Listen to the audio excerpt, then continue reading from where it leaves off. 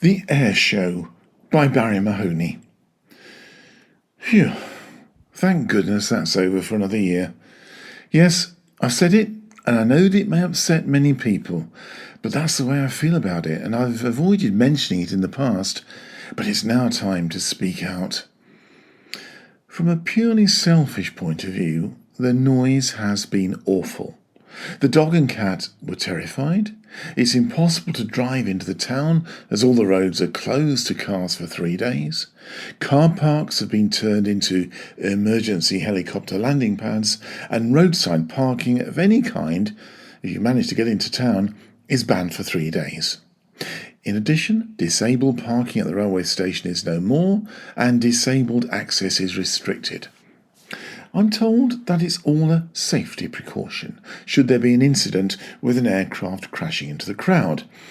Well, given this horrendous scenario and knowledge of other airshow disasters in the past, lead me to wonder whether providing such a performance in a small seaside town is such a good idea after all. Surely, if we must have such displays, would they not be better held in a large area that's less constrained by buildings and other infrastructure?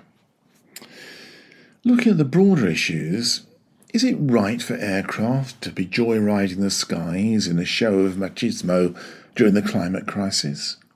Given the huge costs of energy and fuel poverty in the country, is it right to be casually flouting an endless supply of aircraft fuel for joyriding?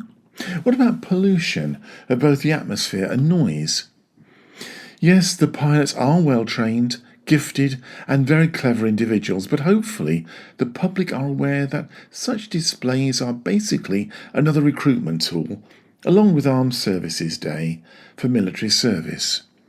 Air shows are generously promoted and encouraged by the military in the hope that more young people will be encouraged to sign up to protect our country, or in other words, to be used as possible cannon fodder in a war that the government chooses to participate in.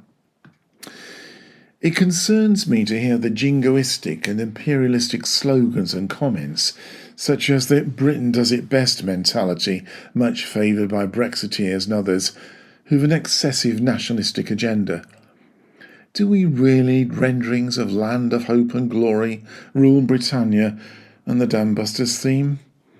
Yes, the Red Arrows are an impressive display team, but are they really the best in the world?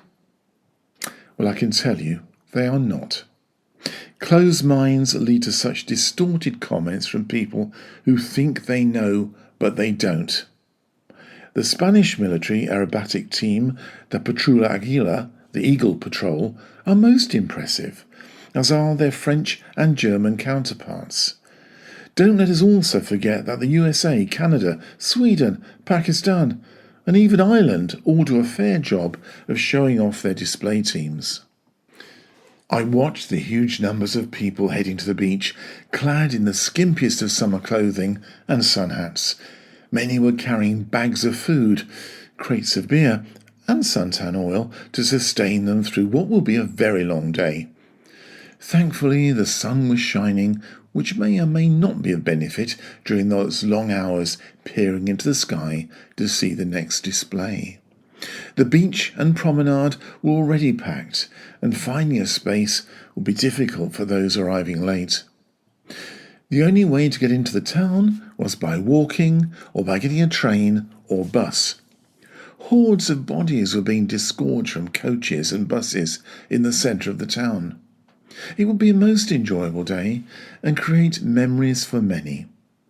As well as supporting the military agenda, the event also brought a lot of money from tourists into the town, which many small businesses desperately need in our post-COVID lockdown world.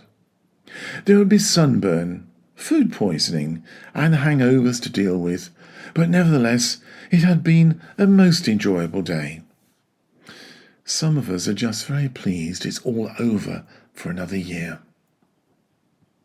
You have been listening to The Air Show by Barry Mahoney.